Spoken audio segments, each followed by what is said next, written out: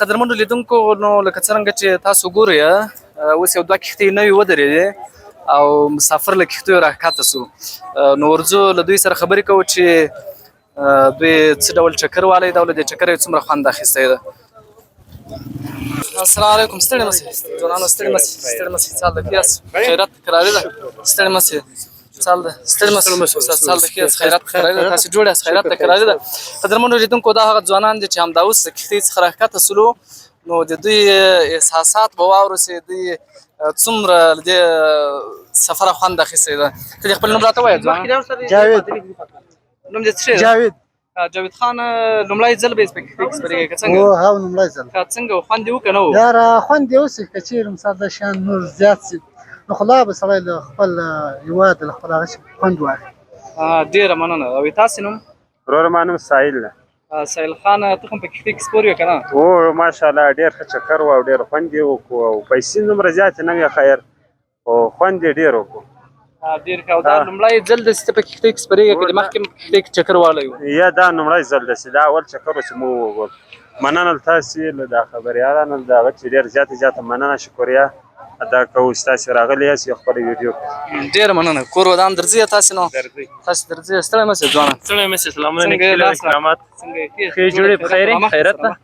څنګه و کښتۍ چکر څنګه و؟ او کښتۍ چکر الحمدلله ښه ولو. دا مو لومړی ځل و چې کښتۍ ته وختل او موږ ته د یو داسې چکر ولو چې مطلب موږ غوښتل چې یو ځل چې کښتۍ ته وخېږو کښتۍ کې سفر وکړو چې اوبو سره چې ځان بلد کړو. ښه او همدې خاطر باندې نو کله چې کښتۍ ته وختې دا ویره نه وه درسره چې کښتۍ به غرقه سي یا به د اوبو څپه به کښتۍ ووهي؟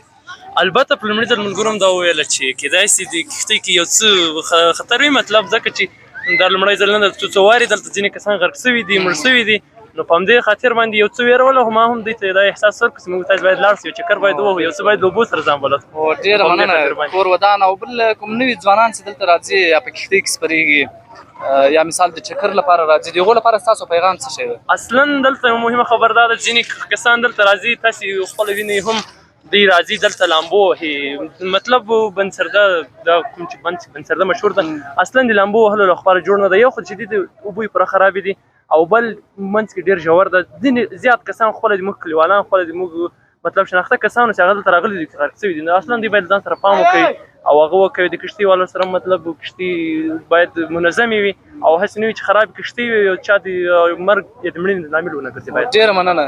ډېره مننه. کور ودان مهرباني وخت درته غواړو. قدرمنو لیدونکو دا هغه ځوانان وو چې موږ له دوی سره خبرې وکړلې او دوی نو په کښتۍ کې چکر وهلی و او د خپل چکر احساسات یې له موږ او تاسو سره شریک کړو.